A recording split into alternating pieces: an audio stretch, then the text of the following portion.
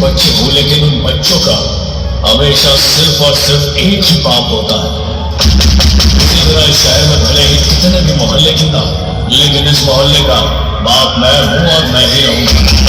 क्या है, बच्चे अपने सोते हुए ऐसे तो कर दिए तुमने,